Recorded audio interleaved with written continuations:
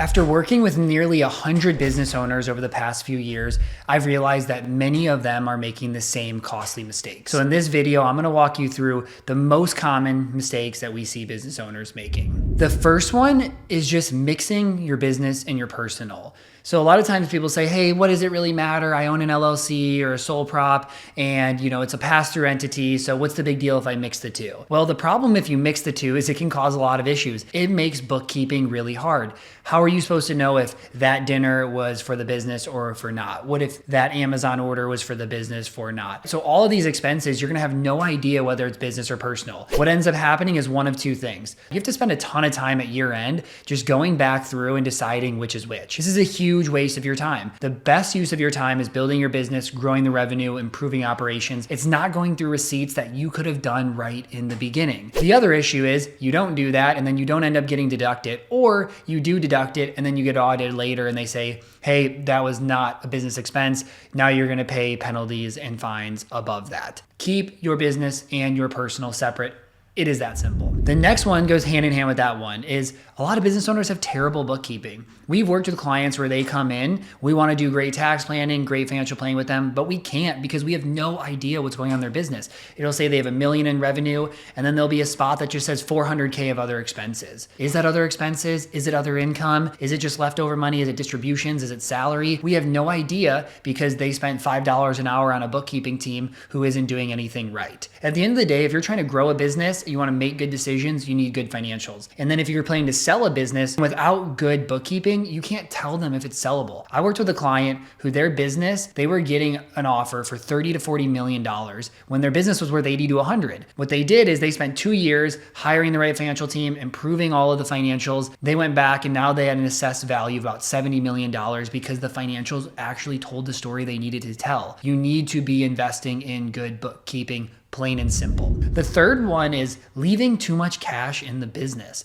A lot of times we'll see people are holding tons and tons of cash in the business because they think it's not taxed. They think it's only taxed if you take that money out. That is how C Corps work. But with the C Corp, it's still taxed first on profit, second on distribution. With LLCs, sole props, partnerships, S Corps, etc., profits flow through to you on your tax return as the owner. So if you have $100,000 of profit and you leave it all in the business, it's taxed to you the same as if you have $100,000 of profit and you distribute all $100,000. You need to understand how much cash you need. You might need an emergency fund. You need funds for operating. You might need funds for bonuses or retirement contributions at year end. But above and beyond that, you shouldn't just be holding cash to hold cash unless it has a purpose. Every dollar should have a purpose inside of your business. Now, the next one is not picking the right entity structure. So what this really means is you probably are going to start as an LLC like most businesses, but then you're going to pick a tax election. This could be an S Corp, it could be a partnership, it could be a C Corp, etc. This is really important. If you're a tech company that's planning to grow and sell and you don't pick a C Corp, you're going to now miss out on QSBS and have to pay a lot more in capital gains. If you're a partnership inside of an S Corp, you might get $0 from the qualified business income deduction because you have no salaries. If you own real estate and you're an S Corp, you might have some issues where you want to get a partner out and that causes a taxable event on the real estate. So you want to work with the right tax team and financial planning team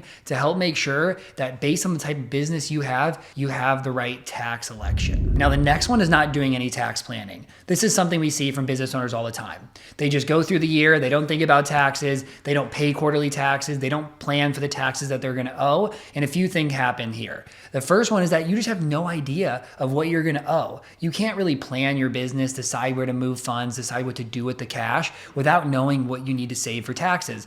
Oftentimes we'll see people allocate those dollars and then they'll come April and they'll say, holy cow, where am I supposed to come up with 200 grand? I didn't even realize I had this profit, because they get profits and they just reinvest or spend back in the business. So they feel like, oh, well, at the end of the year, I don't have a lot. But that doesn't mean that you don't have profit. Plan for taxes. The other side of things is we see people, they'll hold so much cash in the business because they're paralyzed by the fear of what their tax liability is going to be. You need to be getting estimates and tracking that throughout the year. This is something that we're doing with all of our clients. This is what allows you to make better decisions with your business throughout the year. The next one is not maximizing the qualified business income deduction. So the qualified business income deduction is 20% of business profits. Once your AGI gets above $500,000, it's a little bit less than that, but once it gets above that, it becomes the lesser of 50% of W-2 wages or 20% of business profits. So let's say you have $1 million in profit that deduction's $200K.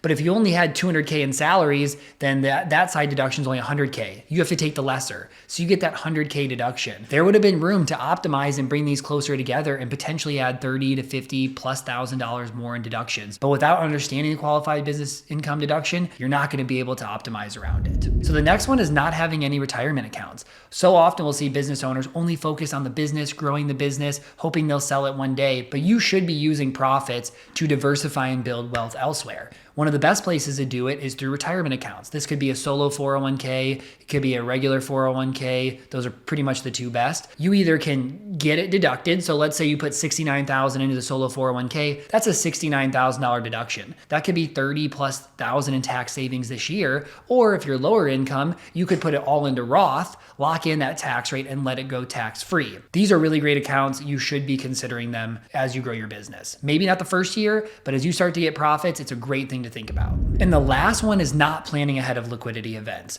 We really help clients build businesses, scale businesses, plan to sell those businesses, and then help them manage that wealth post-liquidity event. But a lot of times people do this too late. They'll wait till they already have the LOI, which is basically the offer in hand, or they'll wait post-liquidity event. If you start then, at least you're thinking about planning, you're gonna be able to do a lot of great things. But post the LOI coming in, you lose out on a lot of tax planning that you could do pre-selling the business. This could be donating part of the business to charity to avoid capital gains tax and get a deduction against your income. It could be utilizing different trust structures. There's a lot of really good things that you could do ahead of the sale. So you want to make sure you are planning years ahead. And again, a lot of companies should go through conversions to become C Corps 5+ years ahead of when they're going to sell because of the $10 million capital gain exclusion. As a business owner, it's hard. You're running your business, you're managing the business, you're managing the personal.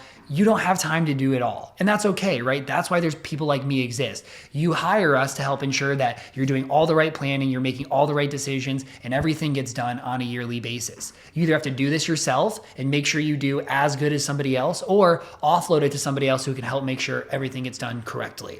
Thank you for watching. If you enjoyed this video, please leave a like and go follow my page for more personal finance content. And as always, if you have any thoughts, please leave it in the comments below, and I promise to get back to each individual comment. See you next week.